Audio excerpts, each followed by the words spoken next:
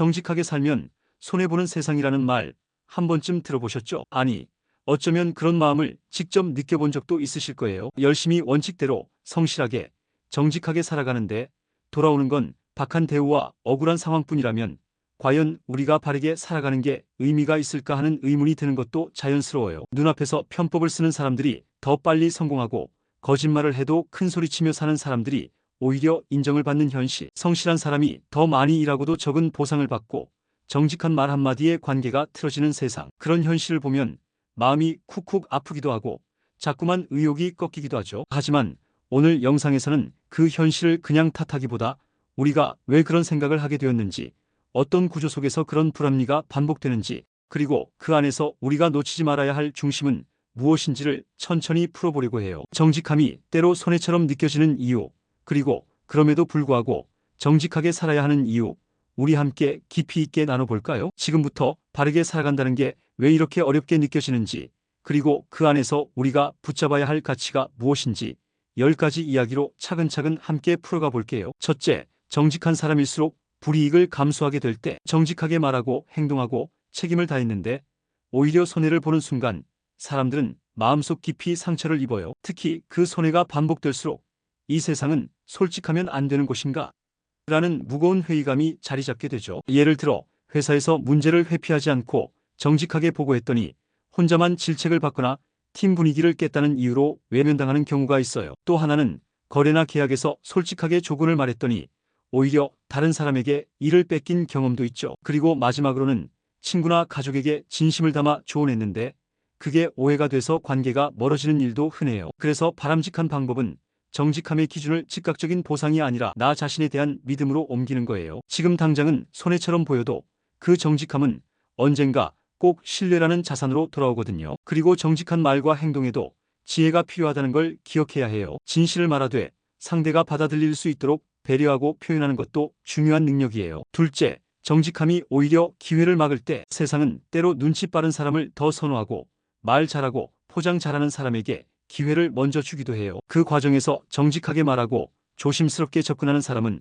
의외로 기회를 얻지 못하고 뒤로 밀리는 경우가 많죠. 예를 들어 면접 자리에서 자신의 부족한 점도 솔직히 말했더니 자신감이 없다는 평가를 받은 경우, 또 하나는 실적을 과장하지 않고 있는 그대로 보고했더니 상사 눈에 띄지 못했던 경험도 있어요. 그리고 업무 능력을 부풀리지 않고 정확하게 말했는데 오히려 과장한 동료가 먼저 승진하는 걸 지켜본 적도 있을 거예요. 그래서 바람직한 방법은 정직함을 지키되 전략적으로 표현하는 연습을 함께하는 거예요. 나의 장점을 숨기지 말고 당당하게 드러내는 것도 정직의 일환이에요. 그리고 부족한 부분은 단점이 아니라 개선 의지로 연결지어 말하는 기술도 꼭 필요해요. 정직함은 단순히 모든 걸 털어놓는 게 아니라 나를 진심으로 표현하되 그것이 나에게 손해가 되지 않도록 지혜롭게 다듬는 것이에요. 셋째, 정직한 말이 오히려 상처가 될 때. 진실된 조언이나 솔직한 의견이 누군가에겐 칼처럼 아프게 다가갈 수 있어요. 아무리 좋은 의도라도 상대가 받아들이지 못하면 오히려 관계만 멀어질 수 있죠. 그래서 정직함도 말하는 방식과 타이밍이 정말 중요해요. 예를 들어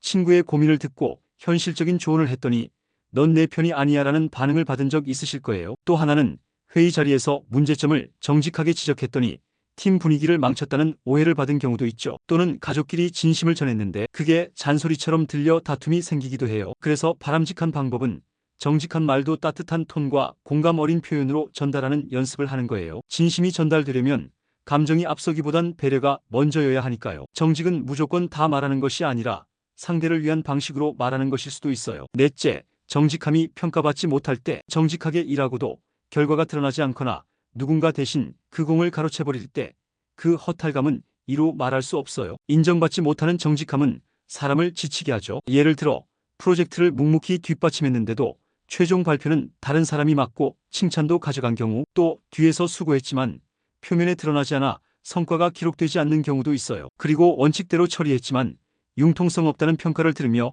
손해를 본 경험도 있죠. 그래서 바람직한 방법은 정직함을 지키되 자신의 기여도와 가치를 적절히 표현할 줄 아는 태도예요. 나를 드러내는 건 결코 자만이 아니라 정당한 권리라는 걸 기억하는 게 중요해요. 다섯째, 정직함이 이용당할 때. 마음 착한 사람이 자꾸만 타인의 이기심에 휘둘리는 경우 정직함이 무기력함으로 변해버려요. 자꾸 양보하고 미안해하고 조용히 넘어가는 사람이 되면 주변에선 그걸 당연하게 여기죠. 예를 들어 회사에서 늘 대신 일해주고도 인정은커녕 더 많은 일을 떠안는 경우, 또 빌려간 돈이나 부탁을 계속 들어주다 결국 손해를 보는 상황도 있어요. 그리고 불합리한 상황에 혼자만 정직하게 맞서다 소외당하는 경험도 흔하죠. 그래서 바람직한 방법은 정직과 호구의 경계를 분명히 그어야 해요. 나를 지키는 단호함도 정직의 한 형태라는 걸 잊지 말아야 해요. 아니요라고 말하는 용기도 진짜 나를 위한 정직함이 될 수 있어요. 여섯째, 정직함이 경쟁에서 밀릴 때. 성과 위주의 사회에서는 빠르고 뻔뻔한 전략이 더 높이 올라가는 현실이 많아요. 정직하게 절차를 따르거나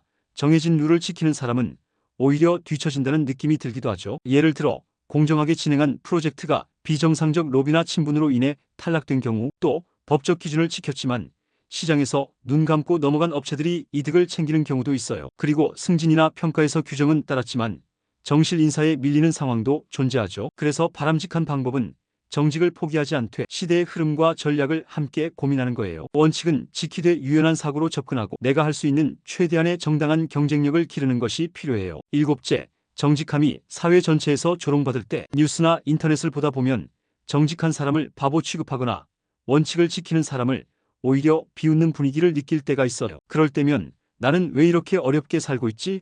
하는 생각이 들기도 하죠. 예를 들어 부정부패를 고발한 내부 고발자가 오히려 피해자가 되는 경우, 또 세금을 성실히 냈더니 혜택은 받지 못하고 불공정한 사람만 득을 보는 구조, 또는 법을 지킨 시민이 교통위반 차량에 양보했다가 오히려 욕을 먹는 상황도 있어요. 그래서 바람직한 방법은 정직함이 외로워 보일 때일수록 함께할 수 있는 공동체를 찾는 거예요. 정직함을 존중하고 지지해주는 사람들과 함께할 때 그 외로움도 견딜 수 있게 돼요. 여덟째, 정직함이 가족 안에서 갈등을 만들 때. 가족이라는 가까운 관계 안에서도 솔직한 말 한마디가 큰 다툼이 되는 경우가 있어요. 더 나은 관계를 위해 진심을 전했는데 오히려 상처를 주고받게 되는 경우 말이에요. 예를 들어 부모님께 삶의 방향에 대해 솔직히 말했더니 불효자라는 말을 들은 경우, 또 배우자에게 마음을 열고 말했더니 무시당하거나 싸움이 된 경험, 또는 자녀에게 솔직하게 조언했는데 반항으로 돌아오는 일도 있죠. 그래서 바람직한 방법은 가족 사이에서도 감정을 먼저 존중하고 공감의 언어로 접근하는 거예요. 아무리 정직한 말이라도 사랑과 배려 없이 전달되면 상처가 될 수 있으니까요. 아홉째, 정직함이 반복된 실패로 이어질 때. 한 번은 우연일 수 있지만 계속해서 정직한 선택을 할 때마다 손해를 본다면 어느 순간 정직함 자체에 대한 의문이 들 수밖에 없어요. 예를 들어 입찰이나 계약에서 늘 조건을 정직하게 내세웠더니 번번이 탈락한 경우, 또 취업 과정에서 꾸밈없이 자신을 드러냈더니 번번이 불합격의 고배를 마셨던 경험, 그리고 정직하게 관계를 유지하려다 항상 뒤돌아보면 혼자였던 기억도 있을 거예요. 그래서 바람직한 방법은 실패의 원인이 정말 정직함 때문인지 아니면 전략의 부족 때문인지 차분히 돌아보는 거예요. 그리고 정직함을 꺾기보다는 정직한 방식 안에서 더 나은 접근을 고민해보는 게 중요해요. 열째, 정직함을 지킬수록 세상과 멀어지는 기분이 들 때. 내가 너무 고지식한 건 아닐까? 이대로 가면 혼자 남는 건 아닐까? 정직을 지킬수록 그런 외로움이 짙어질 때가 있어요. 사람들 사이에서 점점 말 조심하게 되고 눈치 보게 되는 순간들이 많아지죠. 예를 들어 대화 중 거짓이나 과장을 지적했더니 분위기가 쌓여진 경우, 또 회사나 모임에서 원칙을 강조했다가 고립된 경험, 또는 SNS에서 진심을 말했는데 악플이 쏟아진 일도 있을 거예요. 그래서 바람직한 방법은 정직함이 고립이 아니라 선택의 용기라는 걸 스스로 다독여주는 거예요. 그리고 그런 길을 함께 걷는 사람들과 연결되려는 노력을 계속해보는 거예요. 결국 정직한 사람끼리는 반드시 만나게 돼요. 오늘 이야기 어떠셨나요? 정직하게 산다는 건 결코 쉽지 않지만 그렇다고 그 가치를 포기할 이유도 없다고 생각해요. 우리가 흔히 말하는 손해는 어쩌면 눈앞의 이익을 기준으로 보기 때문에 그렇게 느껴지는 걸지도 몰라요. 하지만 인생은 긴 여정이고 진심은 결국 돌아오게 돼 있어요. 정직은 우리가 세상을 바꿀 수 있는 힘이기도 하고 동시에 나를 지키는 가장 강력한 무기이기도 해요. 세상이 조금 비뚤어졌더라도 나만큼은